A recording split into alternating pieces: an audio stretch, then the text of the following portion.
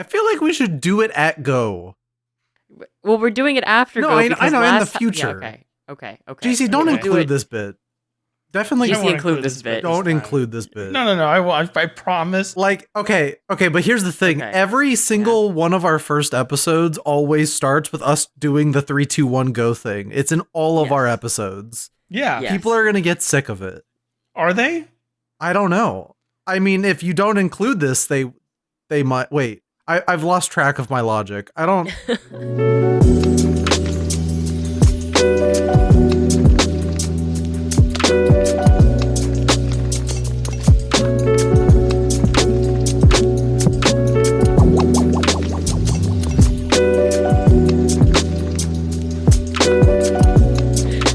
Hi everyone, welcome to Burnout Culture. The industry sucks and so do we. Welcome to our first episode. My name is Kazuma Hashimoto. I'm joined by my two fantastic co-hosts. Hi, I'm GC. I'm here all the time. I'm Cullen. I'm in bed actually. It's past my bedtime. Yeah, we're recording a little later than usual, but that's fine because I don't sleep. GC has a normal sleeping schedule, and Cullen's a little baby. Cullen stays up later than any of us. No. Cullen literally That's true. stays up until 4 a.m., 5 a.m., and then wakes up at 9 a.m. every day. No. And I know this because when I wake up, Discord still has a message that you're streaming, and it timestamps it, and it's always like 4 a.m. when it timestamps it. Lies. Enjoy it while you can, Cullen. I'm spry and young. I've been trying to go to bed earlier. Unsuccessfully, but I've been trying all the same. I'm glad you're at least attempting it. One day you'll hit 30, and when you hit 30, your body will decide, you know how you used to make fun of your grandparents for going to bed early? Well, guess what? I turned 33 this year, and I woke up with back pain and sore feet. I don't know how that happened. Like 2 weeks ago, I woke up and my shoulder hurt and I had to lay in bed for 2 days. I was like, I don't like this because I'm a busybody. I have to be doing like 6 things at once, which is why like off stream will be like, oh yeah, what do you guys do? I'm like, oh, I'm doing a review. I'm doing a feature. I'm doing some guides. I'm writing a news thing right now. I'm doing another feature. I'm writing a thing for a seminar. I can't do that anymore. Now it's, I guess I'm going to write my feature today and have to actually plan things out and make sure things don't overlap because, my eyes hurt. My back hurts. So get ready for it, Cullen. It's coming for you, just like stomach aches. Nope. Mm-hmm. I already fight stomach aches. Yeah, well, speaking of stomach aches and Cullen, all 3 of us decided to go to the Sonic IHOP collaboration. Yes, we did. Yes. IHOP's doing a collaboration with Sonic where they relabeled existing menu items as Sonic menu items, and Cullen convinced Kazuma and I to go eat at IHOP. I'm literally getting gaslit on my own podcast. No. I sent the thing to Cullen. Kazuma said, Cullen, you gotta go. And I said, yes. And then I spin dashed to IHOP and I had the Shadow pancakes and they were delicious because GC's lying. Shadow made them just for me. The special chocolate chip pancakes, chaotic pancakes just for me. They are double chocolate chip pancakes. I used to serve them because I used to work at an IHOP. Shadow did not make them for you. He literally made them. GC was not at my diner. GC was like, let me search IHOP, search by lowest rating, find the lowest rating in my area. I want to go to the worst IHOP possible. And then he was like, oh, I didn't care for it. Yeah, it's because Shadow the Hedgehog didn't come out of the kitchen in an apron, bequeathing upon you a stack of pancakes. Eat this. He did for me. Yeah.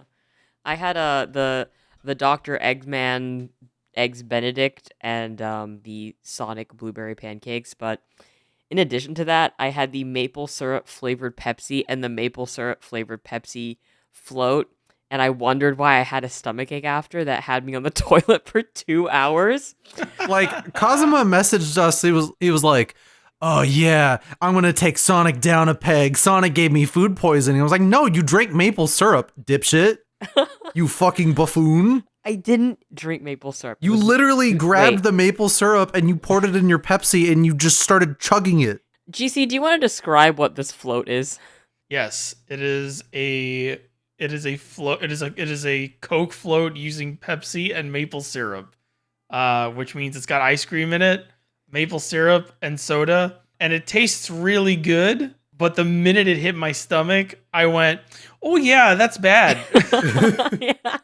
I did not have this. See, I'm also lactose intolerant, so when it hit me, it was like, you're going to die. It was nothing a hot cup of coffee couldn't fix. I know the tricks. If your stomach starts to hurt, you just drink a hot liquid and it dissipates everything. I'll keep that in mind, so I don't, die doing something for the podcast Mm-hmm. next time, because I almost died. I had a great time at IHOP, if you must know. Didn't you go twice? I went twice. It was that good. I the first time I got the shadow pancakes. We got a picture of it on our podcast Twitter. And the second time I had the Sonic blueberry pancakes. Both times I took my girlfriend and we had a great time. I will say though, going to IHOP for dinner has a inherently pathetic feeling to it that you just Why? cannot shake off. I don't know. It's the vibe. Maybe it's the dim lights. You just don't feel good. IHOP is American culture. Yeah, that's what I said. Pathetic. Oh. There's something different about, like, Denny's is like, okay, I would go to Denny's for the Grand Slam Dolph, but they don't have that anymore. The Hobbit and Oh Lord of my the Rings God, collaborations. yeah. Yeah. Oh, remember when they used to put the egg in the toast?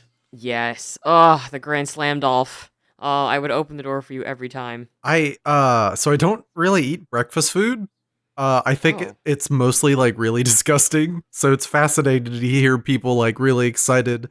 It's like, yeah, I want the grease switch. Oh, gotta give me that grease switch. Ooh, the Denny grease switch. Ooh, and that's just what it comes off to me as. So the thing with American breakfast is that I haven't had it consistently for like 10 years, right? I was in Europe, and in Germany, you know what they eat for breakfast? What? A soft boiled egg with salami, cheese, jam, fresh bread, tomatoes, whatever. It's all fresh. Like, you go to the bakery every morning and get fresh buns, and go to the butcher and get fresh meat, and you're just like, my body is like cleansing itself after having been in America. So I came here first time like maybe like almost 2 years ago now, and I had American breakfast, and that was a stack of pancakes, hash browns, and 2 over easy eggs, and my stomach hurt for like 5 hours. Yeah, but it hurt good. Yeah. So I understand the disdain for American breakfast, because it's just, Audience engagement check. If you're German, prove what Kazuma said is real by commenting, yeah, or moo. Yeah, but there's nothing better than dipping some toast in like some over easy eggs Ugh. and then so good. eating the toast. Yes, Ugh. I like mine Yeah. with like either ketchup or Tabasco on it. Tabasco. I'd go to Yeah. Tabasco. Ugh. Don't put ketchup on your eggs, please, God. What, you don't like ketchup on eggs? I don't like putting sugar on my eggs. GC certified omurice hater. Yeah, I'll stick to it. Okay. I don't like it. Ugh. I had a friend growing up who would sleep over a lot, and every time we woke up for breakfast, my mom would make us eggs, and he would reach for the ketchup and just slather his eggs in ketchup. And even as a kid, I used to be like, why the fuck are you doing that? Ew! And he used to look at me like I was insane. That's me. I'm that friend, because I grew up eating like omurice. Like, my mom would be like, okay, like, I'm gonna make you like a quick like dinner. Do you want omurice? And I was like, yeah. So my mom would just make omurice, and like I'd put ketchup all over it. And it was just the best thing ever. Just Ugh. ketchup, eggs, hot rice. You know, I actually don't like eggs. It's like it's a Texture weird thing. I don't know what it's a flavor thing. I can have eggs in ramen and fried rice, but any other way of like making eggs, it like makes me want to vomit. It makes you nauseous, right? Yeah. It's been like that my entire life. I don't know why. So eggs for you just sort of like soak up the residual flavor of something, and then you can tolerate it. Mhm. Okay, I understand. Like you have those little eggs in ramen, you fucking slurp those babies down and I'm like yummy yummy in my tummy, but if you make me an omelet, I'm like, why do you want me to die? Want to know something really interesting? Yes. No. Straight up, if I wasn't dipping my toast into them, eating like a sunny side up egg or an over easy egg actually does make me gag. Is it the consistency? I think it has to do with the consistency. Yeah, it has to do with like the gelatinous feeling of the yolk in my mouth. It makes me like want to vomit as well. But that's why I figured, I learned the tech, you use it as a vehicle for other food. Okay. I just like eggs. I like raw egg on rice. I'm a big egg liker. This also transfers over to like mayo. Because isn't mayo made of just like rotten eggs or whatever? Raw, not rotten. Yeah, rotten. It tastes like rotten eggs. God. Mayonnaise, American mayonnaise is fucking disgusting. Yeah, it's not good. Now, mayonnaise from the Netherlands, that's really good. Japanese mayo is pretty good. Oh, you like Kewpie? Yeah. So, I need to look this up before I maybe stick my foot in my mouth. But I don't think Kewpie is actually Japanese. Oh, well, just anything but American mayonnaise. I'll attest to that. I have like a weird thing with mayonnaise where I can only eat it on a sandwich, but I can only eat squeeze bottle mayonnaise. Interesting. Because the consistency of mayonnaise when you scoop it up with a knife makes me want to die. I have this contradiction with my mayo hatred because like I love ranch. Like I fucking adore ranch. Mayonnaise is disgusting. It's like mayonnaise is like an ingredient where unless you add to it, it's just the worst thing ever. And for some fucking reason, every single time, like you go get a deli sandwich, they're like, would you like us to put an entire jar of mayonnaise in here as a replacement for actual substance? And I'm like, I say yes, and I slurp it up. Ugh, you're gross. Yeah. You fucking eat your garbage rotten eggs that stew in filth, and you're just like, ooh, well, yum. I mean, I like egg salad sandwiches. Also, yes, Kewpie is Why Japanese. my stomach hurt? I have no idea why I thought Kewpie wasn't Japanese. I think it was confusing with a different mayonnaise brand, but it is Japanese. But egg salad sandwiches are, it's like a staple. Tuna salad. A tuna salad is so... Ooh, spicy tuna man. mayo. Oh. Spicy tuna mayo. Welcome to the Foodcast, everyone, where we talk about our favorite foods that Cullen hates. Hope you were having a snack. Yeah. I am literally really hungry right now. So not only are they making me stay awake when I should be at Betty by good night time, when I'm hungry, they're like, oh, food. Ooh, eat the food. Why don't I navigate the conversation to a different kind of food that kind of bleeds into things that we did this week? For me, I went to the Ren Fair. I went to the local Ren Fair and I dressed up. And tell us about the Ren Fair. About the Ren Fair? Yeah. So I went to the Southern California Pleasure Fair, Renaissance Fair, whatever. It goes for like an entire 2 months. A friend of mine has like a season pass, and as I was going up to get a ticket, a lady was like, "I have an extra ticket. Would you like one, my lord?" And I was like, "Oh, thanks, cool." Because like everybody LARPs while they're there, which is like really fun. Last year I went as Dialos Hoslo from Elden Ring, and I had to take off my entire outfit because I was sweating to death in like 5 layers of clothes. Why would you trust the like old crone with like there's like a hello? Would you like this little apple? Like you're just like, actually no, this makes sense. You would be like, ooh, free apple, and you eat the apple and fall into the deep sleep curse. Yeah, I mean that would be last year when I was Dialos. Anyone who's played Elden Ring will totally understand. But this year I just I learned the mistakes of last year, and I didn't wear an undershirt, and a tunic, and then a tabard, and an arming fucking jacket, and 2 different kinds of skirts, and leather boots. I just wore like loose pants and some leather boots and like an airy shirt or whatever. Still too hot. It got really hot throughout the day. But there was a joust, which I did not watch because I see the joust all the time. I went and had some fish and chips, bought some candles that looked like gemstones. I got a cool jacket that a vampire lord would only wear, and a delicious apple smoothie. And it was cool seeing a lot of costumes and a lot of LARPers walking around, and everyone sort of LARPing with each other, because I think that stuff is super cool, even if I'm too embarrassed to do it myself. It was just an overall pretty pleasant experience, outside of sweating to death from 1 to 3 p.m. Well, I'm glad you survived and came back with a tail. Yes, the tail being, if you go to the pleasure fair, take a fucking fan with you, or wear nothing. Just show up as naked as possible, and you'll be good. And what else did you? Should we just go to homework, or just? Do you guys do anything notable this week? I played a little indie game. I don't know if you guys have heard of this called Paper Mario and the Thousand Year Door. I think I've heard of it. Yeah. Mario's pretty Ooh. niche, right? Like, not a Yeah. lot of people know about Mario. No, it's not as cool as like Yeah. Sonic, like nor as popular, but like that Nintendo like rising up and comer there. But yeah, so I am currently playing this for RPG site. Preview embargo lifted, so I can't really say too much about it. I have never played this game before in my life. GC is a massive Paper Mario fan, so he's very jealous. Mm-hmm. It's just that game's cool. It is one of my favorite games of all time. I'm going to avoid saying too much about this, which also helps because I'd rather spend this time gushing about Sonic on the Sonic podcast. But I played that. I took a plane trip that I can't really say where for a little bit. You just hung out, you know? Yeah, I hung out. You're mysterious. You travel, TM. I kind of like, under the cover of darkness, just took a bunch of trips. Played my homework game. A new Saga game came out, which I might talk about later. I don't know how this will go, but Emerald Beyond is very good. And then I played a fucking bunch of Sonic games.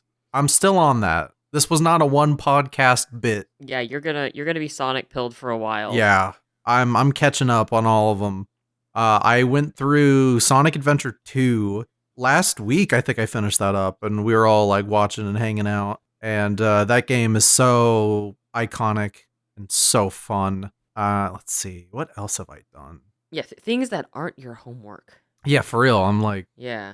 see, and well, the problem is there's a lot of stuff I can't talk about. But I do want to say I started a particular campaign in Sonic Adventure 1, notable because I think you would appreciate this, Kazuma. Did you know the Amy Rose campaign in Sonic Adventure 1 is a fucking horror game? Yeah, I actually saw somebody play through it when I was a kid. And it's genuinely kind of creepy and terrifying because every level of hers, you are being chased by a robot that is trying to like kill you pretty much. Yes, it's kind of fucked if you think about it. And the very first level to really like drill it home is that you're at this like really creepy amusement park and you go to like this mirror hallway and it'll just appear behind you and chase you. And it's so cool. I like it when kids games aren't afraid to like get scary. Mm-hmm. I think we should go back to like trying to scare kids.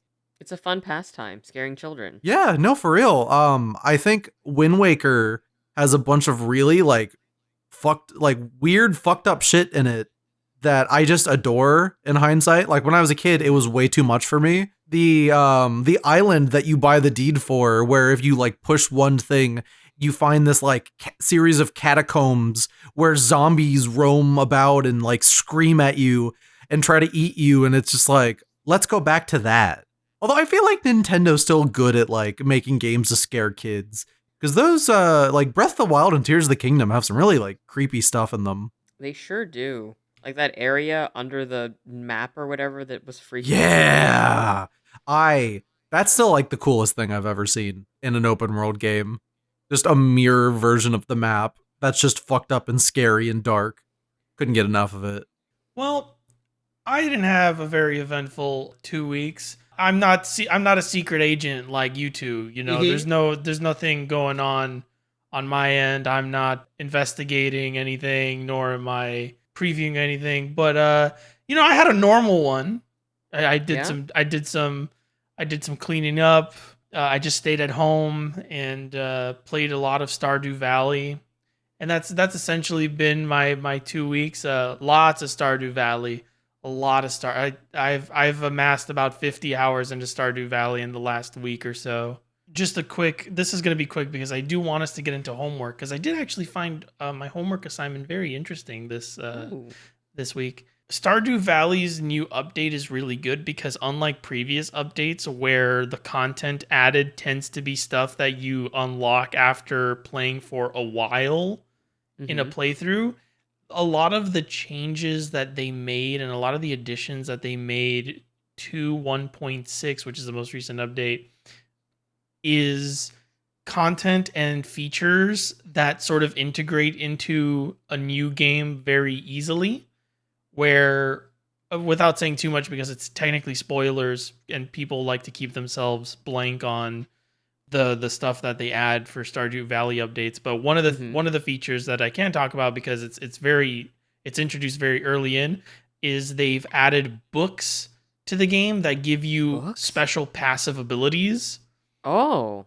So you can find books now that make you walk a little faster, cut down the speed impediment that you get when you are walking through grass or a crop field. You can find a book that doubles the chance of finding mystery boxes. Also, there's mystery boxes, which is like a new kind of geode. Things like that. So my newest playthrough of Stardew Valley, because every time there's an update, I start a new game. And admittedly, I never get to see a lot of the new content they add to the updates because I'm always starting a new game and I never get to the point in the game where I can actually experience the updates. Mhm. What's been different about this playthrough is that almost immediately I've come across the new additions and the game still feels like Stardew Valley. It still feels like the same game I've always played, but there's new secrets and new surprises in a new game, like very early in my new game playthrough, that it almost feels like I'm playing a pseudo sequel to the original Stardew Valley that I played years ago when it came out. Would you say that this is good? Or okay, so like my issue with Stardew Valley is that I min maxed the shit out of it and like beat it within like or did everything I could do within like a week. Right. And then I just had no interest anymore. Would you say this prevents some of that min maxing? There's like actually things for people who are freaks like me to do in the game. Well, yeah. I mean, they added, especially for min max players, because I am also a min max player. I like to try to get all of the community center bundles done within the first year, Mm-hmm. within the first in game year. A lot of the content that they've added over the years has been more bundles, has been more challenges for min max players, introducing new farm types for challenge runs.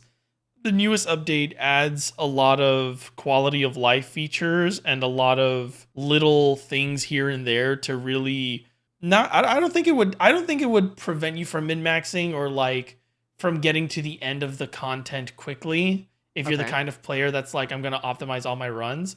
Mm-hmm. But it's almost like it's been remixed where you encounter new things and you're like, "Oh, how do I incorporate this into my optimization? How do I change the way that I'm doing things now to account for this stuff?" Oh, and the little features that they've added sort of they don't like they don't throw wrenches into your plan, but they kind of inspire you to like try something new or put other features of the game at the forefront of your playthrough so you can kind of play around with them a little Okay. bit more. But yeah, like if you're a min-max player and you haven't played like the new the content updates for Stardew, you should definitely check it out because there's like some really hard like right now I'm trying to complete a bundle that they added I think in 1.2 Mm-hmm. that requires a prismatic shard. It requires 5 gold star ancient fruit. It requires you to make caviar, which you need fishing ponds and a specific fish for. And like it actually is forcing me to engage with elements of the game that I hadn't engaged with before. Okay. Interesting. I gotta say, I don't know really anything about Stardew Valley, but I am impressed that it's still getting updates, and they're free updates, right? Yep. Yeah. I mean that guy's made so much fucking money. Yeah, Like, Yeah. good on them. yeah, this is just a thing now. He adds content to Stardew Valley when he wants to take a break from working on his second game. That's fun actually. That he's just like, I'm gonna go do something else for a little bit. Yeah. He literally like tweets it out. He goes, "Hey, I'm adding an update to Stardew Valley because I needed to take a break from Haunted Chocolatier." And then that's how we get new content updates in Stardew Valley. It's he has ideas but they don't belong in the second game. So he goes back to his first game and is like, "I can incorporate that into this." Is Haunted Chocolatier like? Is that just like Stardew? Or is that like different genre? No one knows what it is yet. Yeah. He showed his name's Eric Barone, by the way, Concerned Ape. And he's shown some stuff about Haunted Chocolatier, and it's probably going to be in the life sim slash farm sim esque category, but it's not going to be farming per se. I think it's going to, based on the name, it's going to be like you're running a bakery. So it might be more like, my hypothesis is that it's more like, you remember Recettear?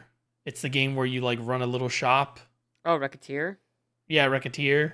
I think it is Recettear or something. It's something like, I don't know, European. Yeah. It's supposed to be a play on racketeering, but like, Oh, okay. yeah. So it might be Racketeer, but it's that, I think it might be that kind of game where you run a little shop and you create the items that you sell there, and you find the materials to make those items in a certain way. I think that might be what Haunted Chocolatier is, just based off the name and what little I've seen of it. That's fun. Cool. Yeah, but that's been me. Speaking of Sims, I was playing Manor Lord a lot this week.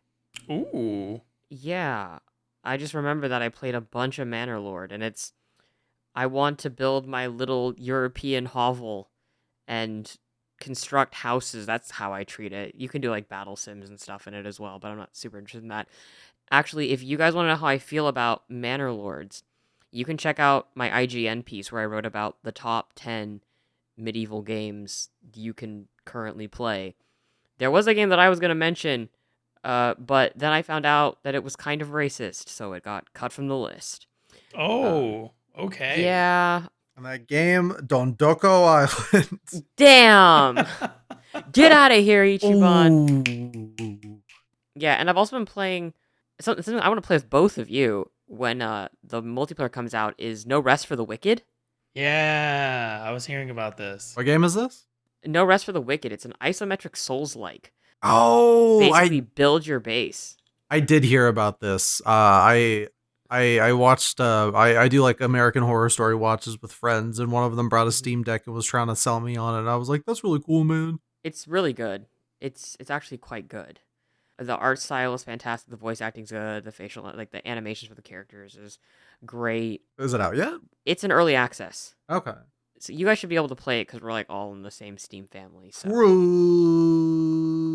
Like, it's not like it's only being given to specific people. It's just actually like in early access right now. So It's gonna make giving homework to each other much easier.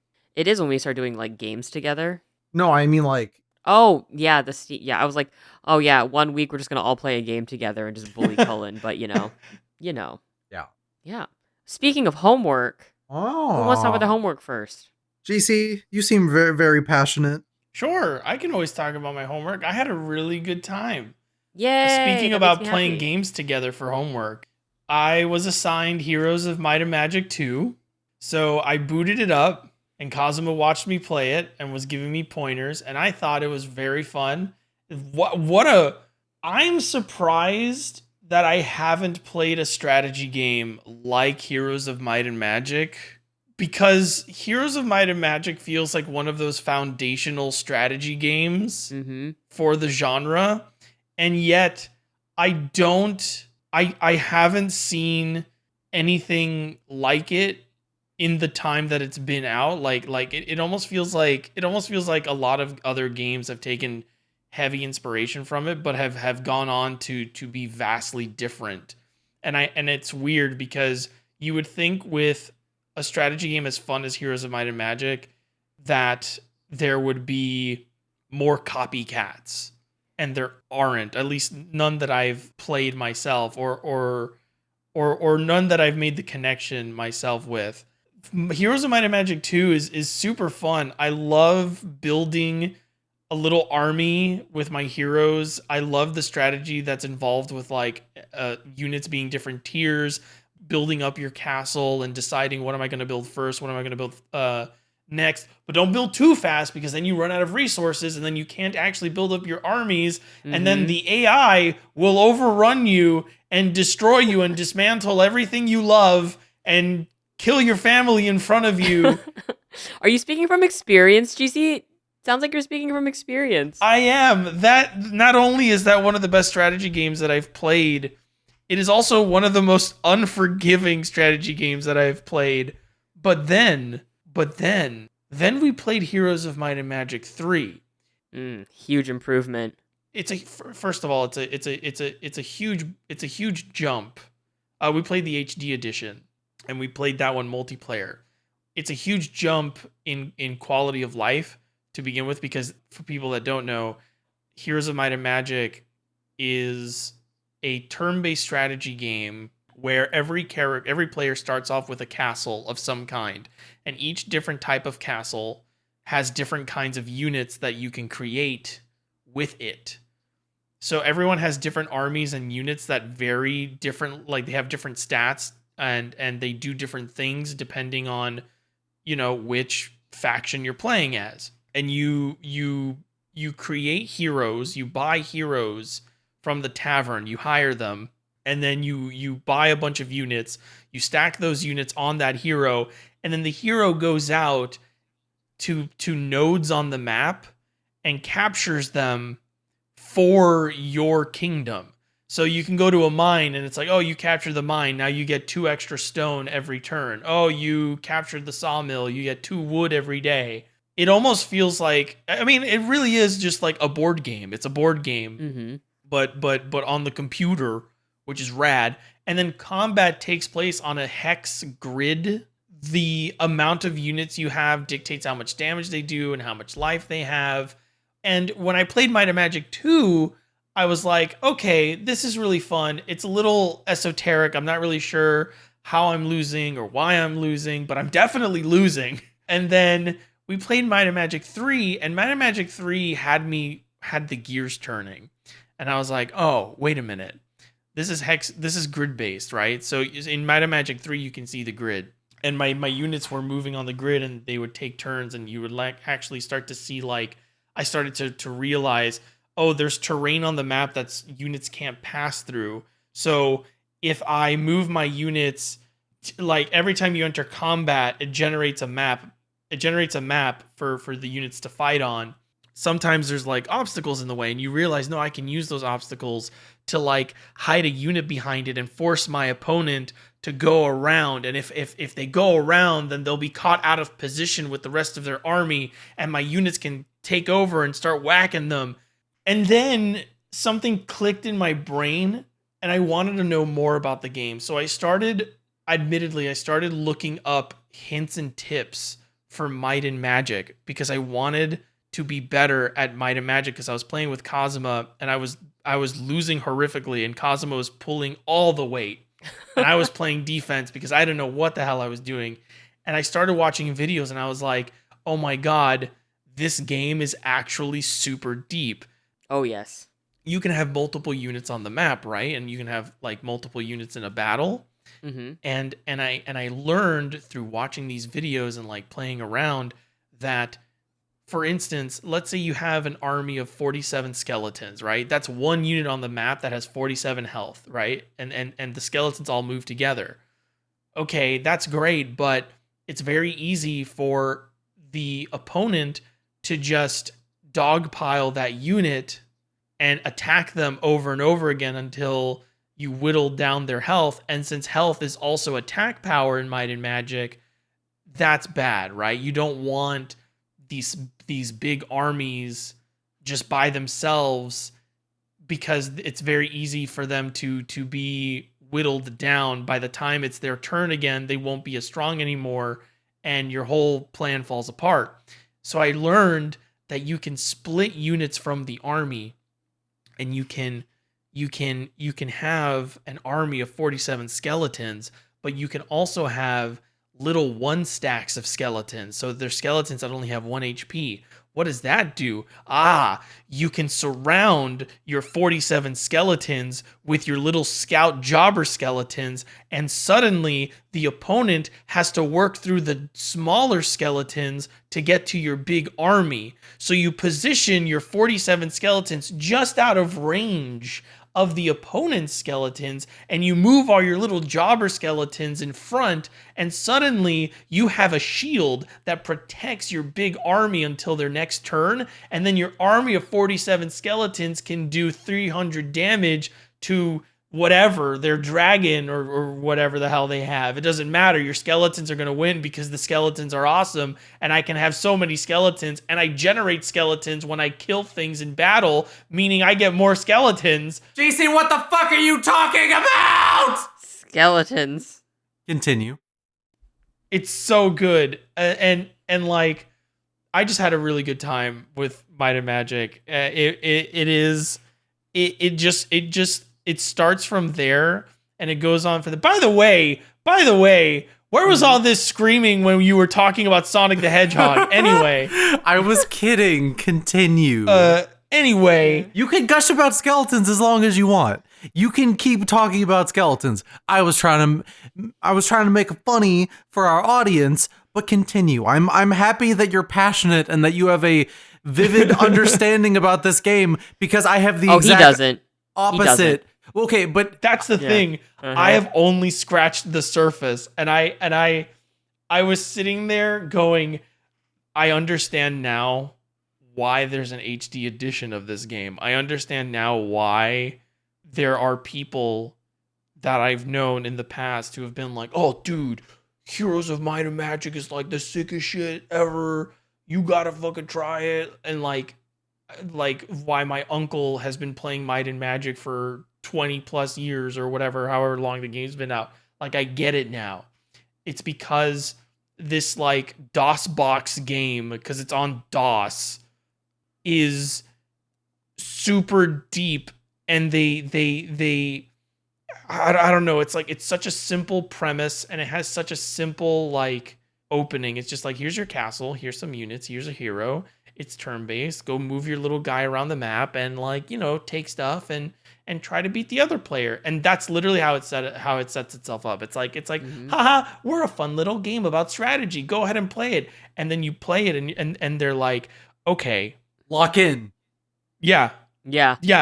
Lock in. I hope you like getting your ass beat for the next 3 hours. And it's deceptive too, because like the first like 30 minutes of your first game of Might and Magic, you don't encounter the other player. And you're just going around fighting little like scattered armies of like archers or elves or Bilbo Baggins. And then suddenly you meet another player and you think you have, and you're like, oh, I have 10 eagles in my army. I have like 10 eagles, 57 halflings, 49 boars, 10 mages. I'll be fine, right? Like, I've got a pretty good army.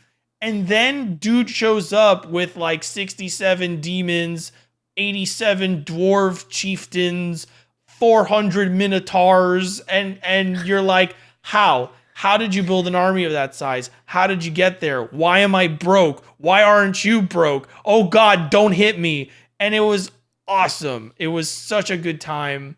I know I'm not doing it justice, but like, I literally could not scratch. I couldn't get deeper into the systems because I didn't play it for like that long, but I felt it. Like I wanted to see. I had the effect on. It had the effect on me that it had the effect on me good video games have, where after I'm done playing a good video game, the first thing that I want to do is go watch a speed run of it, because I want to know how the pros do it. I want to know what happens if you put the work and you put the hours into this game. I want to know what it looks like for high level play. I also do this with like Civilization.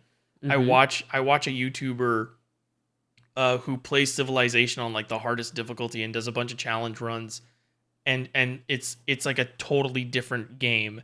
And that's exactly what Might and Magic made me want to do when I was done playing it. What you should do is on YouTube watch Heroes of Might and Magic 3 players play against the insane NPC like AI difficulty. Yeah, that shit's crazy. Like, they're coming at you with a full army in like 3 turns. You're like, I don't understand how this happened, but I guess it makes sense. I'm glad you enjoyed it, because that was like one of the games that I played a lot when I was a kid. As I'm sure the audience can tell, like the listeners, that I'm in like assigning you guys games that I played as a kid, because I'm like, oh, I hope you guys like the things that I liked when I was a little baby. Trying to make us little causes. Yes, absolutely. But I'm glad you liked it, GC. I'm glad as well. Yeah, maybe I'll assign it to you next, Cullen. Nope.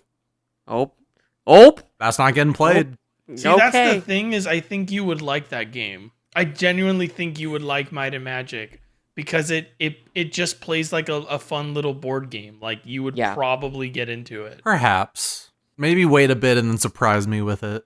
Yeah, I got something else planned for you this week. Uh-huh. Uh-huh.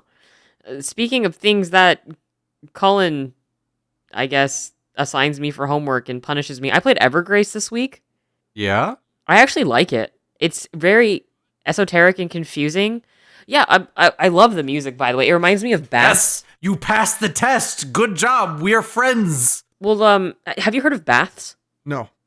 So Baths, I first heard about him through this song that I really enjoyed in like 2010, 2011. It's called Still by DNTL. Um, for those who don't know, I really like music. Oh, I totally forgot to fucking rag on Taylor Swift's new album, the things I engaged with this week. It was terrible. There's an artist that guests on that song called Baths. And I ended up checking out his music. Lovely Blood Flow is like a really popular song of his, and it's sort of like strange, warbly electronic music that reminds me a lot of Evergrace. And so I boot up Evergrace. I'm like, oh, this is just like Baths. This is really cool. So I'm loving the music. It's really weird. I didn't have a handbook, the things that come with the, a physical version of a game.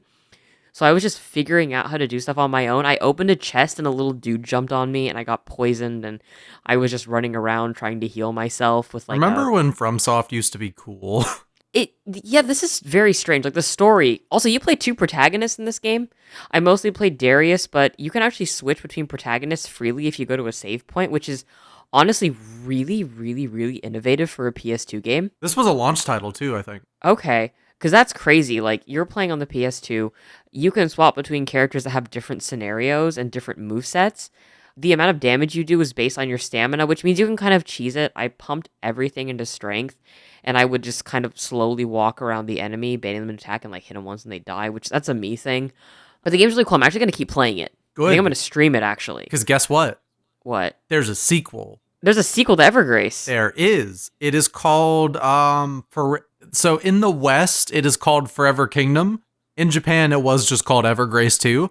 Well, okay, so it's a prequel technically, and the gimmick is you get to play as 3 characters at the same time. Oh, that's cool. It's very cool. I also want to play more Evergrace. That game's really sick. It's gorgeous. It looks fantastic. There's a lot of like interesting like character design. The voice acting is goofy.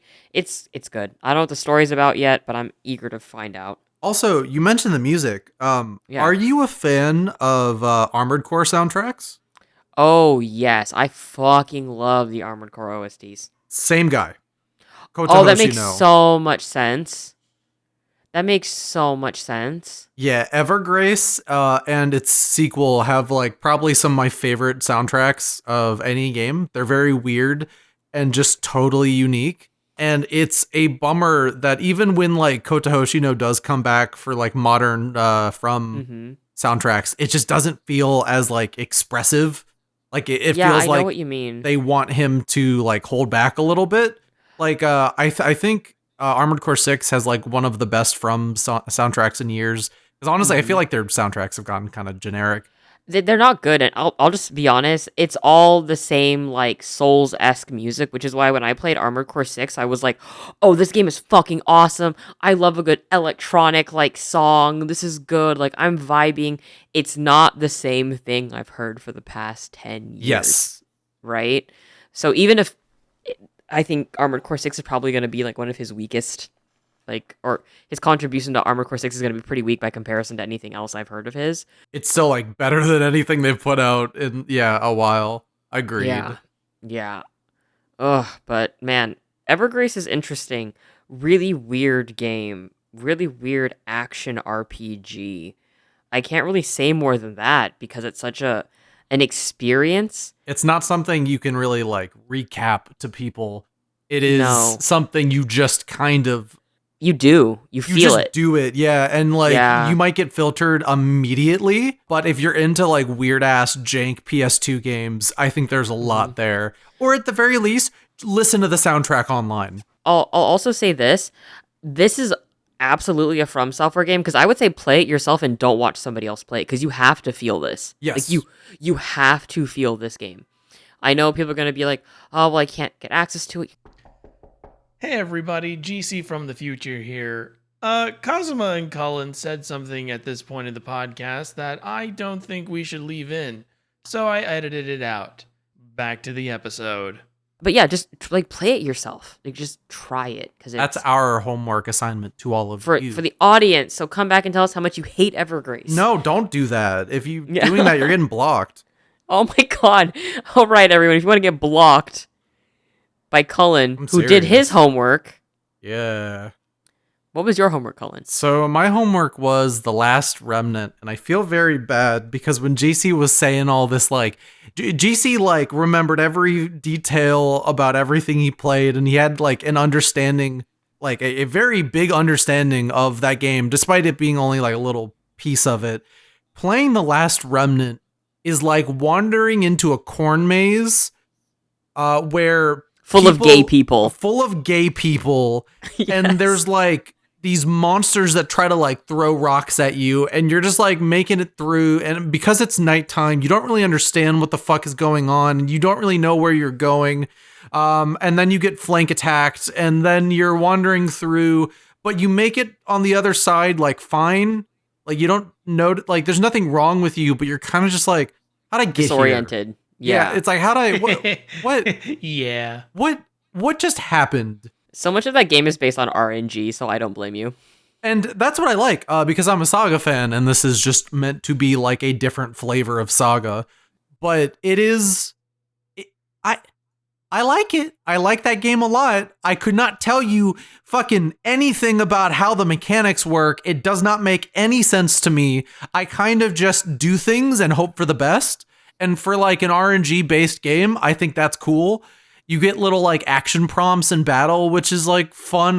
I'm coming around on those. Battles are fun. It's a fun game.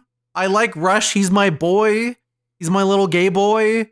I think the most notable thing is one of the intro cutscenes when Rush meets like the principal cast, where like in this I don't remember what the town's called, but there's this like I think he's a prince.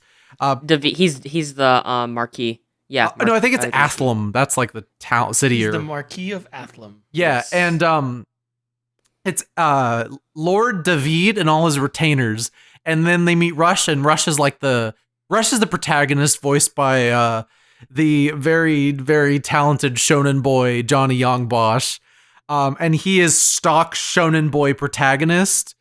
He's like the son of like a really important scientist. His sister gets kidnapped, and he literally just he walks into a battlefield where they're like shooting big gay bulges at each other. Oh my god. And then he's like, he falls down a pit, and then he meets David, and then like all of David's retainers are like, Lord David, thank you for gracing us with your presence.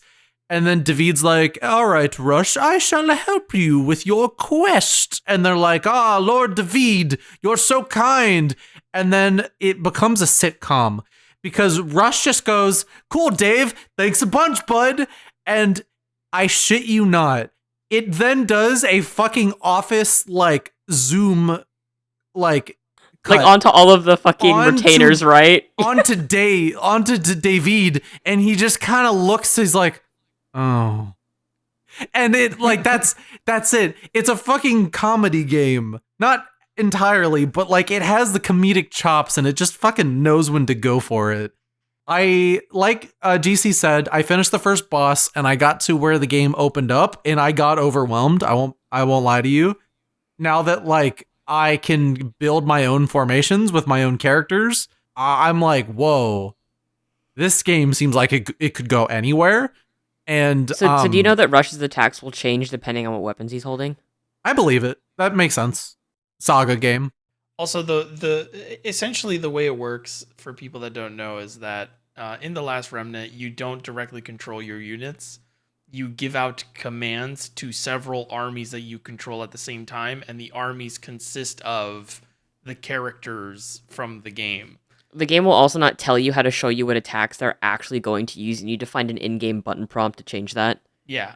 The way it works is like you encounter an enemy, and then you have a list of commands you can give out, and then the commands can be like attack with mystic arts, which is like magic in the game, or hey, let's attack with combat. But sometimes you get commands like give it all you've got, and it's just everyone's strongest ability and stuff like that. And the way that characters learn new moves is by reusing moves within those categories. So if you tell a certain group, hey, use Mystic Arts, and if you do that a lot, the more they use Mystic Arts, the further their Mystic Arts path will upgrade, and the more they'll learn Mystic Arts. And it just happens. Yeah, and it just happens. Like, obviously, the more you do it, the more likely it is to happen and to upgrade. And there's like certain limits, like you have a battle rank in game where that determines the difficulty of the game. Okay, I was gonna ask about that. Yeah. Yeah. Yes. Your battle rank goes up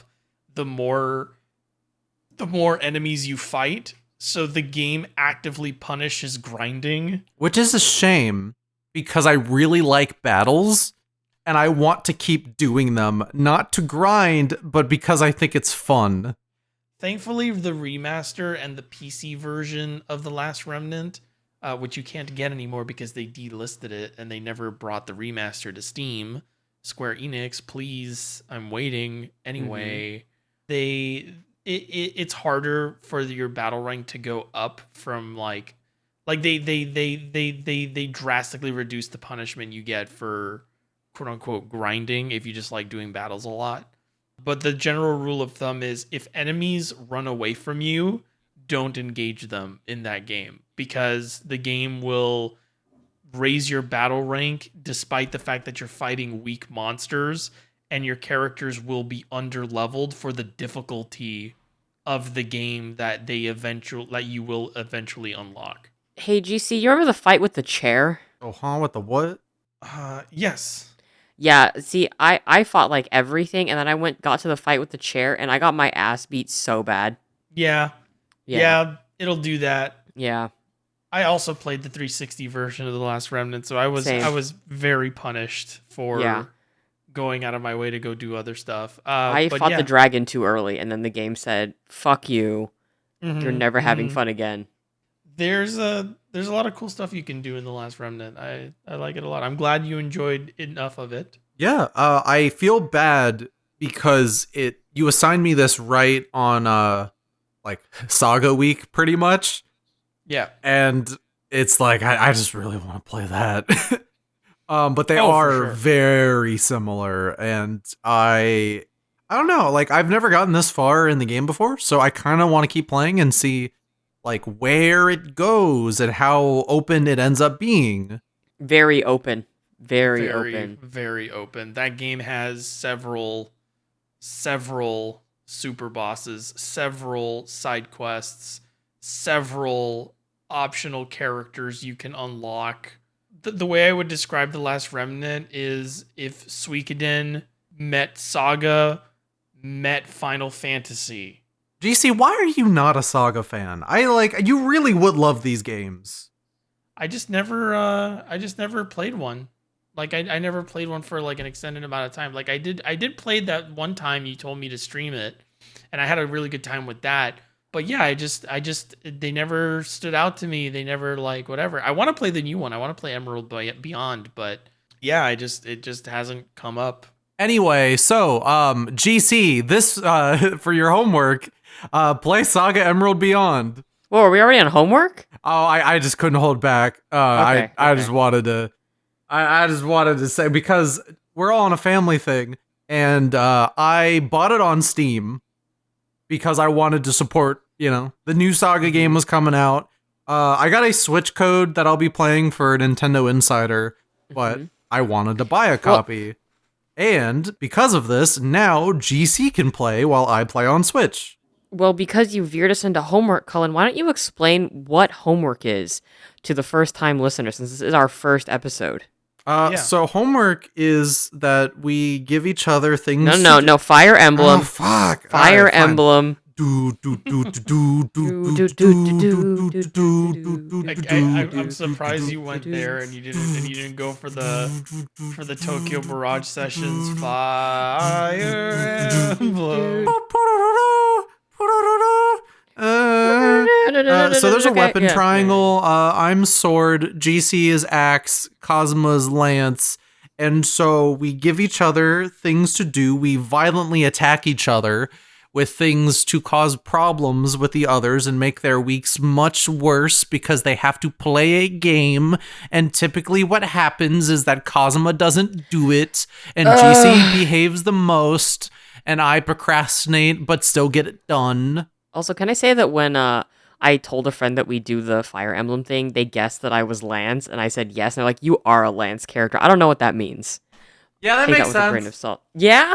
Okay. Also, Yeah. yes. because this is the EP cast, Yes. I had to stand up for that entire bit. I am sitting back down. Okay. Standing up made me tired, but typically we do this at the end. But again, this is like the up late. Yeah. I almost called us the vibe cast. That's a deep cut.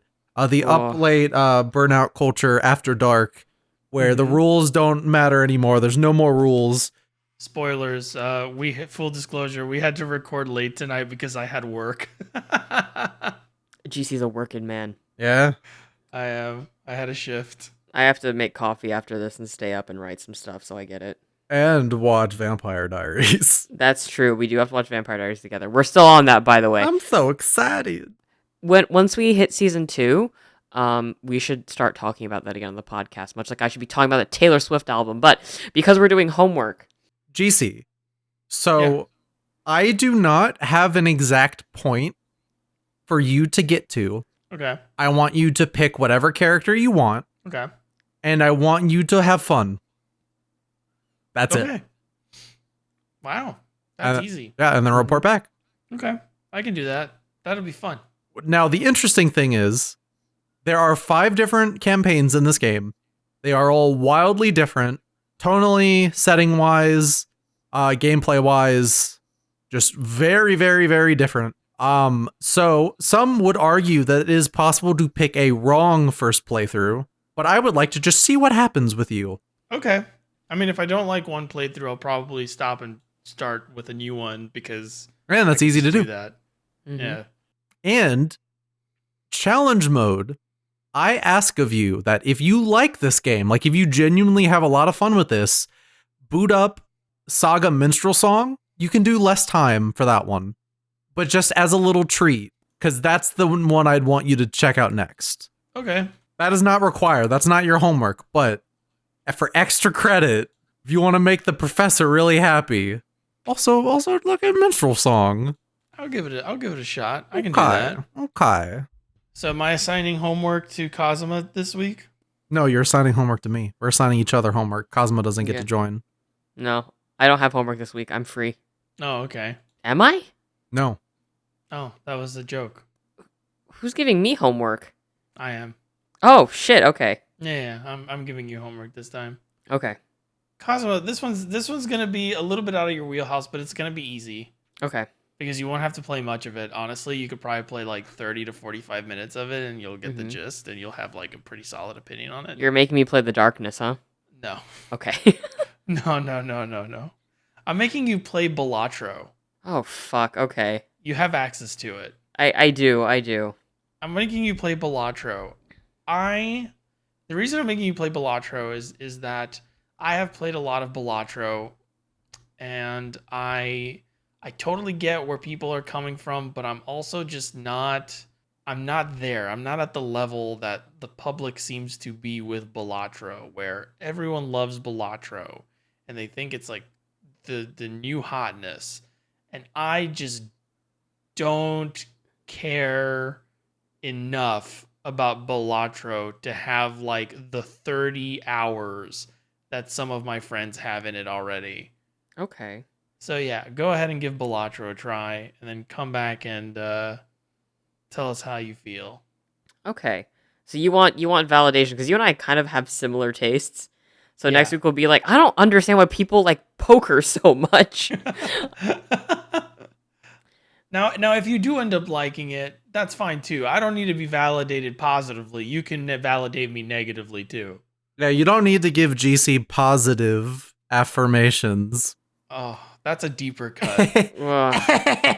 Okay. So Cullen, Hmm? I'm assigning you something really janky. Ooh, okay. All right. You're gonna be playing Neverwinter Nights. Ooh, okay. You're going to be playing 3 hours of it. Winter Nights. We have it on Steam. eShop. There is a Switch port of this game. It's actually pretty good on the Switch, but I would do some research into it. So I want you to play 3 hours of Neverwinter Nights. Okay, that's only like $25. That's not bad.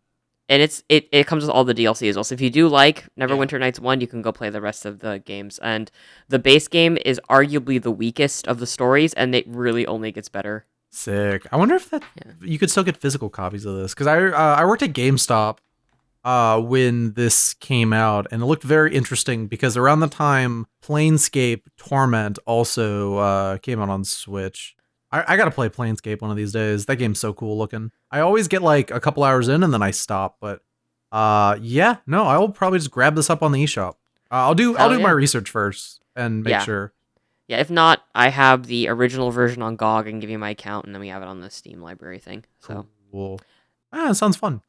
Yeah, I'm excited because this means if you like this, then I can recommend you some other like really classic Western fantasy things you might like. Yeah. I think it's interesting and very, like, what was it? I think, I forgot who I was talking to, but someone was really surprised that I don't really like Persona all that much. I don't know why they would be surprised about that. That seems very obvious. That tracks. Yeah. That tracks 100%. And they were, like, really surprised that I was like, oh, I actually like the Baldur's Gate series, and I like Diablo a lot. And they're like, but those are, like, Western video games. And I'm like, yeah, I know. It's kind of freaking weird, right? But I feel like if this is your first time, you don't really know me, I really like Western fantasy games, and I'm gonna make GC and Cullen suffer through them. GC, I can't wait to assign you a fucking Troika game next week. Oh man. Yeah. This game is not all that fun, so I'm gonna punish. Neverwinter Nights? No, Neverwinter Nights is awesome. Troika. Oh, okay. Whew. Yeah. No, Troika did they were like the original creators of Fallout. Oh, okay. Yeah.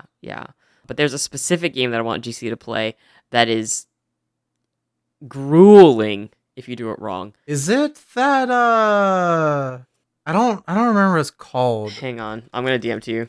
Okay, please do. There we go. That's it. Oh, okay, I don't know this. I thought it was that other one they made. I thought it started with an A or something. But it's the one that's like the CRPG they made that kind of killed their studio. This is so they developed the AI for this game, and then the government used it and was like training programs with it. Arcanum is what I was thinking. I kind of want to Arcanum. check out Arcanum. That game looks neat. Well, I'm going to assign you guys lots of cool, fun things like that. But do we want to do some creator shoutouts? We've kind of been forgetting to do creator shoutouts. No one's been making stuff. Well, you know what? I'm gonna shout some people out. Well, one person, because I'm gonna do one creator shout out a week. I did 2 1 week, and I felt like I was a little too ambitious. I'm gonna shout out this YouTube essayist Jack Sather. He does some really interesting content, and by interesting I mean like it's mostly like retrospectives. He did one about like RuneScape, going to it 20 years later and told an embarrassing story about how he like stole his friend's RuneScape account and lied about it. Things like that, or talking about Valorant and why he enjoyed Valorant, but also being like, Valorant is miserable and makes me hate myself. So I appreciate the kind of honesty from like YouTube essays. Mm-hmm. So I'm going to give him a shout out. Oh, yeah. Cool. I've got a shout out, actually. One that I've been meaning to give out, but we keep forgetting to do the creator shout outs. I'm shouting out ChipmunkuChan for their Resident Evil lore for beginners and Metal Gear Solid lore for beginners videos. That's probably what you'll recognize them from. But if you do go check out their channel, please go check out their other videos. They're very, very good. They're very funny. I've always been a big fan of them. They're a friend of mine. Full disclosure. Check them out. I don't have anything. I'm the one who's slipping this week. That's fine. You know what? We'll punish you, Cullen, for that. No, Mara. There you go. Mara again. Always Mara. Always Mara. Every week, Mara creator shout out. Mara, we're #1 Mara fan.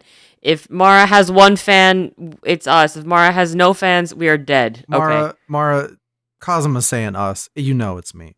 Like, if you got 1 fan, it's me. If you got 2 fans, it's me and me. If you got 3 fans, it's me, and me. Kazuma is not there. Okay, I'm not there. Yeah, I was doing the faker meme, but you don't know League of Legends, so No, I have a girlfriend. hey, hey. I mean, I don't have a girlfriend. Yeah, but, exactly. Yeah, gay people love League of Legends. You heard it Yeah. here first. Gay people, like, I'm sorry that you have to be associated with the incels who like League of Legends. I hope you get better soon. Yeah, me too. But, I am playing League. You're never getting me to play League. Oh, I'll never make you play League. I appreciate it. Yeah. I'm going to start, like, assigning people, like, old FPS games, I think. Oh, I love FPSs. We should all just, like, assign each other Quake 2 and then just all play Quake 2 together. Oh, Quake makes me sick. What the fuck are you talking about? Quake makes me sick. What the fuck are you talking about? It has really intense movement and it makes me ill. I don't understand you. It's the head bobbing. Yeah, the head bobbing makes me ill. Let's play Doom then. I don't know. I love Doom. All right, let's play Doom. Yeah. You'll come to understand that I'm pretty okay at first person You're shooters. pretty sick with it. I'm okay. I wouldn't say I'm sick with it, but I would say that pulled off some pretty clutch shots in Valorant. And I used to play a lot of like Far Cry and stuff. Not anymore. I'm a changed man. I play Assassin's Creed now.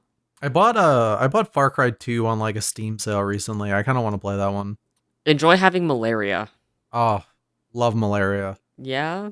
Definitely sold me on it. Hell yeah. Yeah, you just malaria. Well, there were some things I think we glossed over this week. I'm still thinking about the fucking Taylor Swift album, but we're already You gotta past. get off like Taylor Swift. You can talk about the Taylor Swift album. If You gotta want. get on Taylor Yeah. Swift. I'm Okay. totally down to talk about the Taylor Swift album. Well, did I any of hear you it's guys not listen to it? good. No. I have a girlfriend and a job. Well, she might like Taylor Swift. I have a job. We both have jobs. I have a job too. I'm busy all the time, but a part of that job is being tuned into the pop culture, like media landscape, et cetera, et cetera. I was like blindsided by this album coming out because I don't give a fuck about Taylor Swift. Well, she shadow dropped it. Well, yeah, and like Yeah. I went to go like because it was last Friday, right? I don't know. It was a blur. I It's a think it bad was album. because I went to my dentist appointment and my dentist was just like, "Hey, do you mind if I play the latest Taylor Swift album?" And I'm like, "What? Yeah, sure, I guess." And then I left my dentist office and like reality had shifted and Taylor Swift was everywhere and everyone was talking about Taylor Swift and I'm like, why do we all care about this mediocre white woman? I'm sorry. No, I agree. I think her best song was actually written for the Hunger Games back when she was in like her folk era when she was LARPing as like a person from Oklahoma. You know, not disclosing that she's from like Pennsylvania and shit. Everyone thought she was like from the country. Very, very weird. But this new album is a cool fun fact. DC Freaks Jesus Talks or whatever. I don't know. It's some Christian album is rated higher than Taylor Swift's new album. Oh my god. Yeah, it got a 6.8. Hers is like a 6.1. It's 31 tracks. There's a diss track about Kim Kardashian where she also talks shit on Kim Kardashian's child. Whoa. Yeah, it's pretty, I don't know, like, that's a low blow. Kim Kardashian's child who is like a baby. Yes. Speaking of Kim Kardashian's child, Yeah? I don't actually want to take away too Okay. much, but Okay. do you know that in American Horror Story Delicate, I'm gonna just spoil this. Go fuck yourself, viewer, if you cared about bad TV. The whole premise is that Kim Kardashian is like a super evil witch who has a child who then fucks the main character What? and then like has a baby with the main character, and the whole thing is about how like there's a demon baby growing in I almost said like Emma Watson. No, my God, Emma Roberts. Emma Roberts. God bless Yeah. Emma Roberts. You're too good for this world.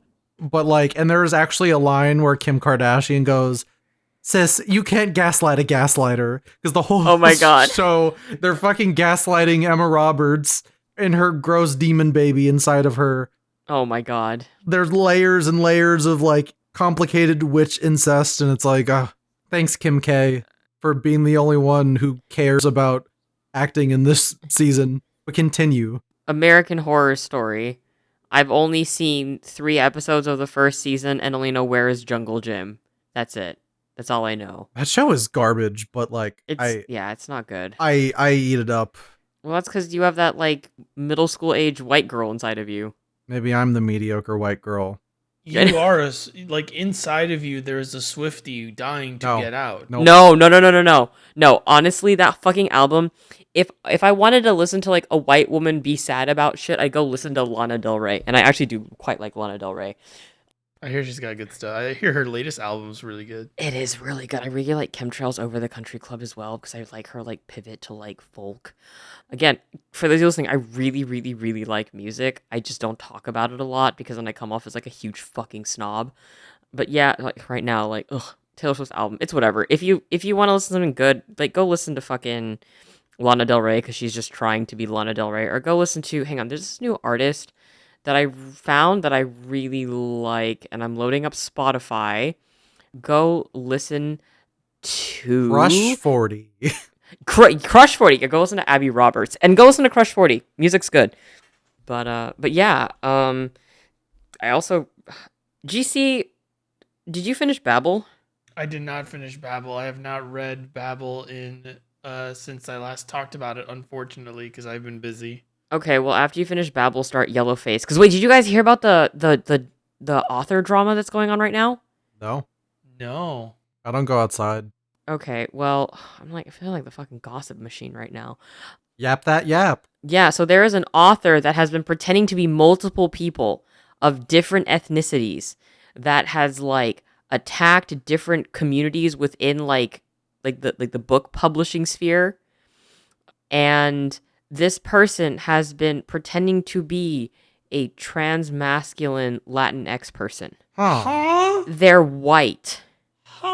So I was gonna be like, you should read Yellowface after Babel because Yellowface is by R.F. Kuang, same author as Babel, but it's a suspense thriller about a white woman who takes her dead Chinese friend's manuscript, publishes it, and the publisher tries to position her as being like a non-white ethnic minority. Wait. Yes. You mentioned this on the podcast before. Oh yeah, okay, yeah. But basically that's happening in like real time.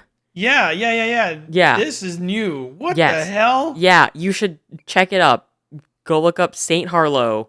It's crazy. Like, people have posted accounts where they're like, this person pretended to be this persona and comfort me while another one of their personas bullied me. It's nuts. Just, yeah. Oh, they're gonna make. Ironic. Coincidentally, there's already a book about this situation, but they're totally gonna make a show about this fucking person. It's nuts. They're gonna adapt Yellowface. Can you imagine? God, that would be nuts. Anyways, so Cullen, can you tell me a little more about Sonic? No. Okay. Come on, just a little bit. I mean, Come on, I can try. Give us Just a little bit bit. of a Sonic update. Is this gonna be like a thing every? No. All right. But today. If you insist. So, let's see. I started writing a Sonic script. That might be a thing. I don't know. Like, I'm trying to I'm playing Sonic games. Like, these are fun. Sonic's my friend. You know the whole thing. Spin dash, you go. Like, I really want to replay Sonic Adventure 2. That game's very good. I played a bit of Sonic Heroes. That game's not that good, but I like it anyway. It was my first ever Sonic game, so I vibe with it anyway. Shadow the Hedgehog is good. And your boyfriend. And my boyfriend. Well, no, he's Sonic's boyfriend. Okay. Yeah, Sonic X Shadow. I keep forgetting. Sonic 06 is good. We did a stream recently. It made GC go crazy. I'm kind of just sitting here waiting for fucking Sonic X Shadow. But there actually was a new Sonic thing that came out today. The Knuckles show came out, and apparently it's terrible. Oh my god, like how bad? I have just seen that no one is saying anything nice about it. And I'm seeing many people say this is one of the worst Sonic things I have ever seen in my life. No. That's saying something considering all the bad Sonic shit that's out there. Like what? Oh, you know. No, I don't. Assorted video games. Like what? Some merchandise. Certain live shows. Like what? I mean, there's plenty. Are you sure? You didn't We'll name talk anything. about it after the podcast. No, you didn't behind name closed anything. doors. Not in front of the kids. You didn't name Yeah. anything though. Not in front of the children. It almost makes me feel like you're lying. Well, you know, some 3D Sonic games. Yeah, which one? Sonic X Mario. Nope, that's not real. It is. That's a Nintendo game. Sonic is in it. GC, what game? You know, like Sonic 06. What do you mean? Sonic Boom. Have you played Sonic 06? Lost World. When was the last time you don't played like Sonic 06? Colors. When was the last time you played Sonic 06? Are you going to long tell me time that ago. GC only played a game a long time ago and isn't willing to give it another shot? I think you should play Sonic 06. Actually, I take back my homework assignment. GC, Oh, I'm so sorry. I want GC. you to play every single level of Sonic 06. I want you to 100% the game. And then you can come back next week and tell us how much you loved it. I don't have access to Sonic 06. Moving on. Oh, do you have a PS3? No, actually, I don't have PS3. That's okay. I can buy you a Remember? $60 Xbox copy. I don't have an Xbox. Oh, you know what? Instead, I'll just send you the ISO. You can pirate it and then emulate it. So, anyways, Anyway. GC.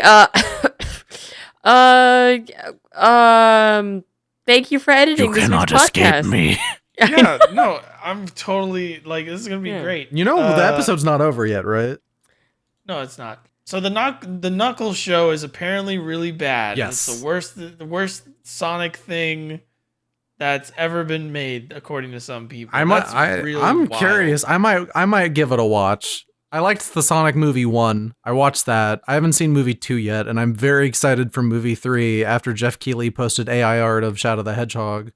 Excuse me, what? Oh, yeah. Yeah, it was It Can, looked can you, really Can you bad. please link it in the chat? I want to see this. Well, he deleted it immediately after, but I made a tweet on it that popped off where like, yeah, it was just what really happened is that he just Googled Shadow the Hedgehog, and because Google's fucking shit and just a terrible like search engine now, it just floods like the image results with AI images.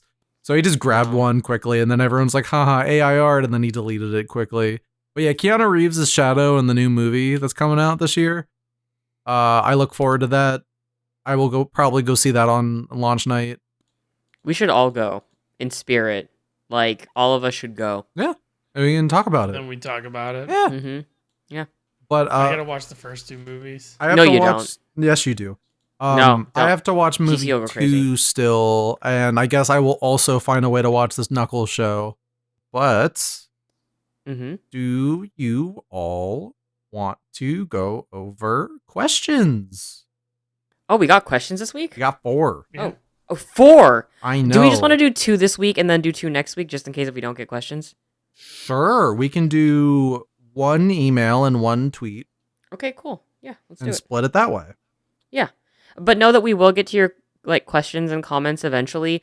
We're just sort of spacing it out just in case if there is like a drought and we're like not super interesting, so we can always have something to interact with at the end of the episode. I appreciate your transparency. I would have lied, but Yeah. whatever. Well, I lived in Germany for 10 years. I'm going to be brutally honest most of the time. I just like deceiving people.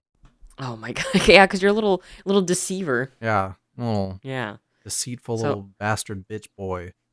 So what are the questions? So, we got a question from good old friend of mine named Sam. Mhm. Hello, fellow soul enjoyers and GC. And then there's a smiley face to probably denote that that was in good faith and a little jab. What the heck? I like. Oh wait, this isn't about Souls likes, is it? No, it's about like soul games with soul. Oh, okay. Okay. Yeah. No, this works. This tracks. All right. Okay. I've been thinking a lot about media literacy recently, and I wanted to know your opinion/experience on something. What are some pieces of media that helped you become or want to become more media literate? Bonus question. Do you have any recommendations for things to watch/read/play #consume to help better identify when something from a foreign company or using a foreign setting is being imperialist or otherwise problematic? I'm thinking back on Kaz's 14 and Ghost of Tsushima comments. From Sam. Well, thank you for writing in, Sam. I guess I'll start and then we'll go into the how to identify things after this. But what really helped me with media literacy was, okay, this is kind of a story. So my parents have always kind of let me engage with ever media I want as a kid. Like I was playing Baldur's Gate when I was like a little baby and Diablo and stuff because my dad knew that I could compartmentalize this as a child and it wasn't real, so I wouldn't get scared or cry. So, um, one week I go to Blockbuster. I could go to Blockbuster a lot back then because that was kind of like a really fun way and easy way to play games. And I pick up Resident Evil, and he says, "I'm letting you rent this because I know you know that it's not real." I start playing it, and I'm utterly fascinated with it. It's the Resident Evil remake, by the way. Totally fascinated by it. I'm reading all the documents. I'm writing things down. I'm making logs of puzzles. I am so drawn in by the atmosphere of the game that I start thinking of why does that scratch belong there on that wall? Like, what caused that to happen? I go online. I want to find out more about it. There are these things that were called the Wesker reports that released when the game released in Japan. And I gobbled that shit up so fast. And I just wanted to know more. I got curious. After Resident Evil, I got into Fatal Frame, and then I got into Silent Hill. And those games really require you to sort of investigate what's going on, like what narrative is actually being told. Silent Hill specifically, there's like a lot of like reading in between the lines and stuff. And I feel like that really helped me in relation to media literacy and wanting to know more and be curious. So I'm going to say it's literally playing Resident Evil, Fatal Frame, and Silent Hill as like a 12-year-old. Okay. Yeah. Good answer. Yeah. Cullen, do you want to go first? Gundam 00 made me a communist. Okay. That's a strong thing to take away from that series. Gundam 00 said that if there are people that are bad, you should kill them. God bless you, Gundam 00. What about UGC? Well, there's quite a few books. I actually, my journey into media literacy and wanting to be more media literate actually started in my senior year of high school because I had an English teacher who actually cared about us being media literate and went through great lengths to teach us media literacy by having us read books that obviously meant more than just what was on the page. Reading between the lines, trying to understand what the characters in the books represented, stuff like that. We had books like, God, I can't remember the name of the book, but it's a book about. Was it like Vietnam era lit? I think it's. Hold on, no, Okay. maybe I don't know. There's a book that I read. I believe it's this one. It's called The Bridge of San Luis Rey, and the story is about the lives of 5 people who happen to be on a bridge at the same time when it suddenly collapses. That's the summary from Amazon.com, but that's literally what the book is about. It goes over their lives and what leads them up to the point where they are on the bridge and it collapses. I remember this vividly. I'll never forget this. I remember reading the book but not doing the assignment and therefore being barred from the discussion about the book in class. Okay. Where I had to sit there and not join in. And I remember being incredibly frustrated because nobody else in my class was talking about the book the way I wanted to talk about the book. And I pleaded with my teacher to be included in the discussion.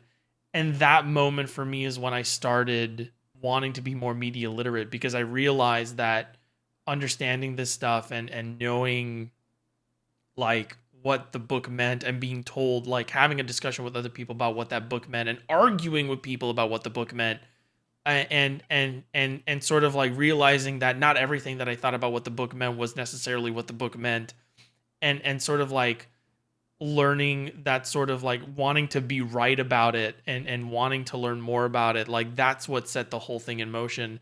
And I really have to thank my teacher for that because he would assign us books like this, and then he would also fuck with us, and he would like make us try to decipher a poem that literally meant what it was saying. And he would go, "What the fuck are you doing? Trying to like, apply your own ideas of what this is saying." Like he had a really cool way of teaching us interpretation and analysis and how to be accurate with that and not just come up with whatever the fuck we wanted based on what we were reading. Mm-hmm. So yeah, that's what really started it for me. As far as like video games go, there aren't actually a whole lot of video games out there that really set that in motion for me. Video games really don't. I personally don't think video games are a really good way to become media literate. I don't think the modern landscape facilitates it.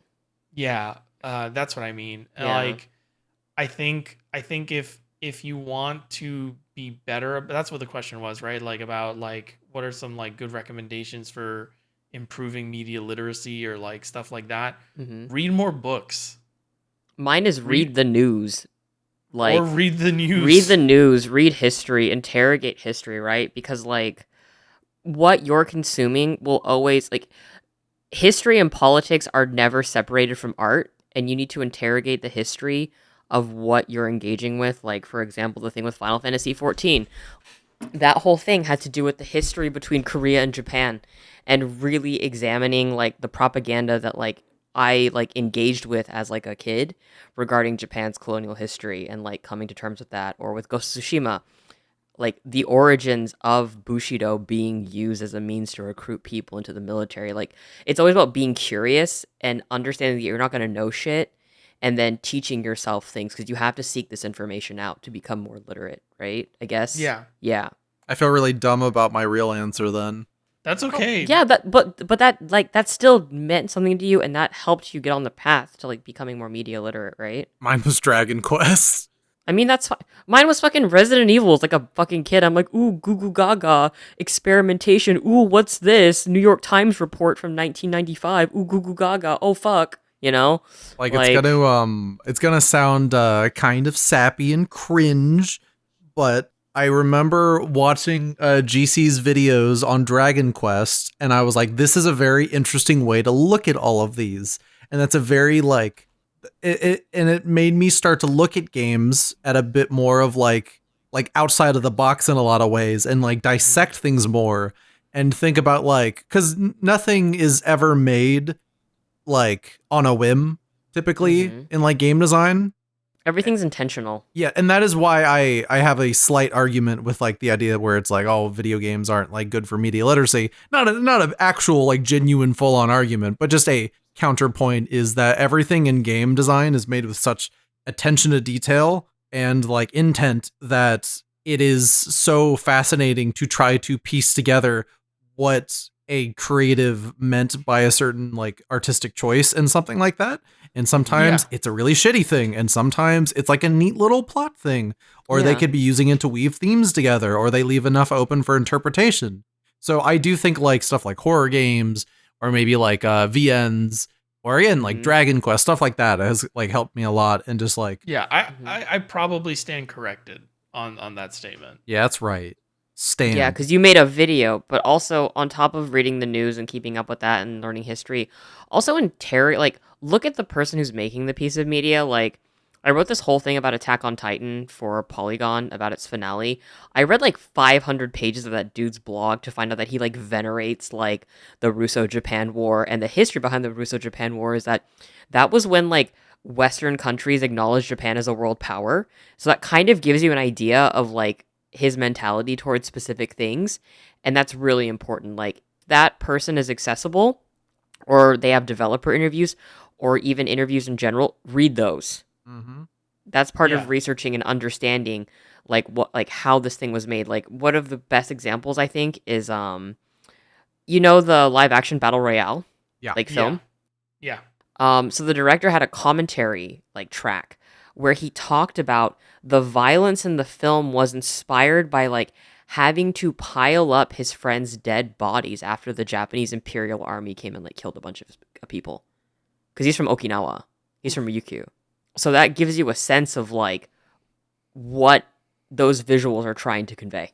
So I guess really the answer that I think we're all coming to be perfectly honest, I think one of the best ways to be more media literate is maybe to look at supplemental media for the media that you're actually or look for supplemental learning and supplemental reading and research. And be curious. Yes, that's Yeah, the biggest Be thing. curious. Ask questions. Really, really like ask yourself like, what does this mean? And don't just sit there and like come up with what it means by yourself. Like, go look up what their inspirations were. Go look up interviews with them, like what Kazuma was saying. Like really, really dig into the whys and the hows and the whats about the way this was made.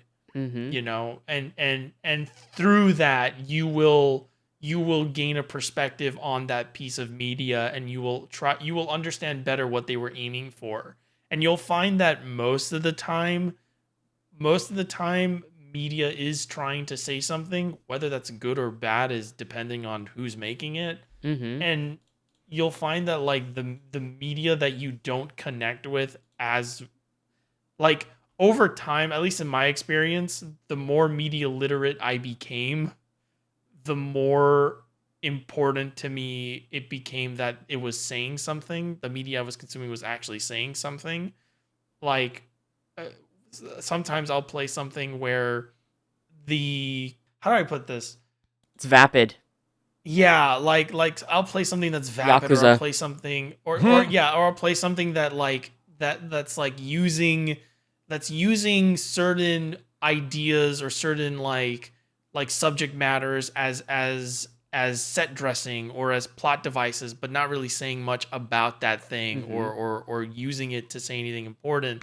Or I'll find that it says a lot of things about fictional characters, but it doesn't actually have any connection to it doesn't have any meaningful real life connections. It doesn't have anything meaningful for me to take away and add to my perspective in read life. GC likes a little bit of brain stimulation. Yeah, I like being motivated. I like to play things or read things or watch things that make me think. I love to be inspired. Yeah, I want to finish something and go, I want to make things. That's like the best thing I could be taken on. Like, or like I want to like talk to people about something. Yeah, and I think being media literate, I know this is sort of off like on a tangent, but I think one of the important things that media literacy really helps out with and looking into like supplemental things. You know how sometimes people will say, "Oh, they left the meaning of this piece of media, the author left it up to interpretation." Usually that means it's up to interpretation, but it exists within a realm of like possible things. Like, it's not like you can just interpret it any which way you want. Media literacy helped me learn that a like doing the supplemental research helps you really understand, oh, okay, it's ambiguous, but it's ambiguous about this specific thing that the author is talking about. It's not ambiguous for the sake of being able to just attach whatever you want to it. Exactly. But yeah, that's our answer to that question. Thank you for letting us wax on about that and for asking such a fantastic question. Hey, it was a very good question. I liked it. Yeah, I like a chance to wax off. Yeah, I like to wax on a lot. Well, I think waxing off is better, so no. Okay, well, Cullen wins that debate. Can't challenge Cullen. I win. Yes. I win by being irritating. What's the next question? Let's see, because we got two different ones from Twitter. Shibuya, friend of the channel, please understand. We're only doing one from Twitter, one from That's why I'm saying Shibuya. Okay. We'll do yours next episode. There's a bit on here that makes it a bit more relevant to I guess 2 weeks from now. So apologies. Okay. But yeah, so Frost Samurai says, "Hello, I've been loving the podcast and hearing all your discussions. My question is, what was the first video game that really resonated with you emotionally?" I have one. Pulled an emotional response? Yeah, like a deep like emotional resonance. And I have an answer for this. Sonic. No. Well, kinda. Unrelated. That's one of them. Okay. Final Fantasy Crystal Chronicles. That game is beautiful. That like opening song, that was like one. That whole era is kind of like a blur for me. I don't remember a lot of my childhood, but like, funny enough, it's two Square Enix games that could be like the first one. And also like Kingdom Hearts 1. When you're like going around Destiny Island and all that, and that like intro, I had never seen anything like that as a kid. like in my entire life. And it's so like, it makes you want to be curious about the world. And like, you realize you see all these like different things and like all this different imagery and like how it's like creepy but whimsical at the same time. And like, it's Square Enix back in the day, they were cooking all the time. Like, you can see how they made a generation of kids just different. God, it's hard for me because like Yeah, you don't feel emotion, right? I mean, that is kind of true. I don't feel very strongly or get a huge emotional like pull from media when I engage with it. I can feel inspiration and stuff. I sound like a fucking sociopath explaining this, but I can feel like inspiration and everything. But this is why when people are like, "Oh, media made me cry, media good," it's like, well, I've cried like over that cutscene in Yakuza 0 where like Kiryu's like, "Kill me, Nishiki, and bring my head back," and I'm like, "No, don't do it." But like when it comes to like an actual like real connection with like a piece of media, I find it like a game or something. It's so. I mean, it said first one. So the idea is like, okay, no, I have an answer. Okay. It's actually Final Fantasy VIII. Fuck yeah. When I played 8 as a literal fucking 8-year-old, I saw Squall, and that's when I knew that I was transgender. Like, I'm not kidding. I'm not kidding. I was like, I want to be that. I want to be Squall. That's awesome. Like, I'm not kidding. It was I'm not laughing at you. I'm laughing at the fact that that's fucking awesome. Yeah, I looked at Squall and I was like, I want to be a boy. I'm boy? Boy? The best looking guy here. Yes. What's really funny is that when I was 18, I did cosplay Squall. Sick. That was like cool. Yeah, so that was like really fun. Final Fantasy VIII is so cool. Yeah, Squall was just like the me solidifying that like my identity, right? I was like, oh, I want to be this. I want to be this guy. What was really funny is that I ended up playing Final Fantasy VIII for Jake because I was like, oh, like, you know, like we're together. I want you to like experience the media that really defined me. That's like Final Fantasy 12 and 8 and like some other stuff. He's a huge Resident Evil fan, Jake, by the way. When he's on, we should ask about Resident Evil. He's nuts. Yeah, he's crazy. Yeah, but wild card that Jake. He just starts screaming randomly. Oh yeah, just howling at the moon. But I played 8 for him, and I would like read Squall's dialogue, and he'd be like, "Is that you or is that Squall?" And I'm like, "That's the game. That's the game." And then Jake. Kazuma said, "Whatever." Yeah, I mean, I used to be really aloof. I used to be like a really, really serious, very unhappy person. And then my government-assigned white boy teased something out of me.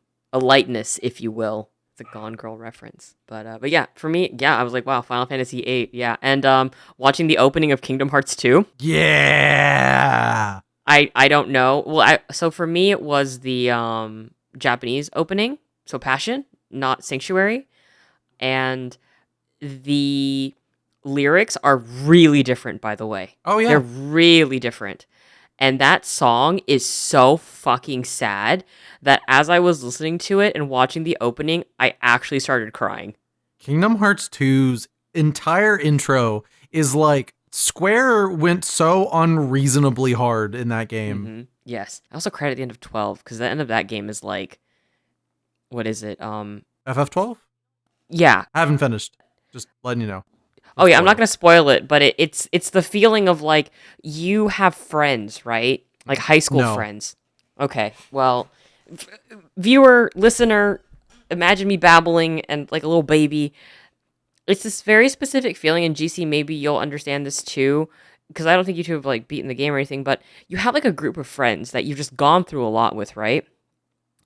And then eventually you just stop kind of talking to each other. Like life takes you in different directions. And that's kind of like the ending of that game. And it was so melancholy.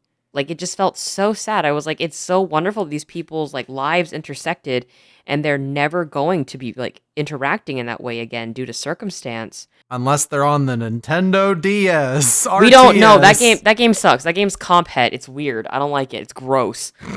No, that game is like straight up compulsory heterosexuality. I do not like that game. I love 12, but I do not like Revenant Wings. I just no, don't. Okay, we got to move on. GC, what is your emotional response video game? Okay, I'm embarrassed by my pick, but not my pick, but like the one that I can think of. I can't remember crying over a video game like almost ever. Like more recently in my life, yeah, there's been video games that I've cried about, but like the first one, I couldn't tell you. Like I don't Banjo and Kazooie. Yeah, no, like GC did not shed tears over Banjo-Kazooie, nor did he shed tears over almost any other fucking video game that he can remember. Well, like, what would you say a game that left like a really like heavy mark on you then? Well, there is a game that did make me bawl my eyes out. What is it? It's really okay, but it's not for the reasons. It's probably not for the reasons that you're so scared to be emotionally vulnerable. It's like a Dragon Infinite Wealth. You cried at the end because it was so bad. Because he was done. No. It was before it's actually Persona 4 Golden. No, that's fair. Yeah, Persona that's 4 sweet. Golden made me bawl like a baby at the end, and it's largely because that same idea of leaving like, your friends. Mm-hmm. Yeah, just like the end of Persona 4 Golden is like it's like this sense of like you've been through a lot with your friends, and you have like it just made me really think of, because I was actually going through a period in my life where I was no longer speaking to or hanging out with a group of friends that I basically had been through my entire like young adult life with. Like, I mean, I had met this group of friends in like the 10th grade or the 9th grade, and then we had known each other for like 7 years, and then we had a falling out and we stopped talking, and the end of Persona 4 Golden just reminded me of all that. Mm-hmm. And it made me bawl my eyes out because it made me realize that I just really missed that group of friends. Persona 4 has its like fair share of issues, but like it does get that kind of idea like really well. And because that also hit me in a time where like I felt like I just didn't have anyone to turn to. And you finish that game and you go, I want to be a better person and make friends like this. Yeah. The cast of Persona 4, you know, regardless of like the failings of that game and doing what it tries to do, or I guess in what it succeeds in wanting to say, depending on like your perspective. Despite that stuff, like the cast's like relationship with one another is really strong. The sort of bonds, the trauma bonding that they share is actually reflective of teenage life, and like in a certain way, where the way teenage friendships kind of just happen. Teenage friendships kind of happen, and like you do kind of bond over your shared pains and stuff like that, whether they're growing pains or trauma and stuff like that. Like that is actually how you make friends when you are young. You sort of like, or like the friends that you like make deep connections with, and like it just really encapsulated a moment in my life, and yeah, that made me cry. But then again, I mean I've cried over, like you can like, it's very easy to make me cry. Just have like a father tell his son that he's proud of him in a story, and I'll be like, meh! Or have like the son tell the father that he's proud of him. I'll cry like a little baby anytime that's in like a piece of media. Nothing wrong with that. So like I'm very prone to crying in things in like certain storytelling elements. When you frame it like that, then it is, I think, definitely Kingdom Hearts, because I think the ending of Kingdom Hearts was the first time a video game ever made me cry. Whoa. I remember seeing that ending. You got to remember, I was a child, like 5 or 6, and I finally beat that game.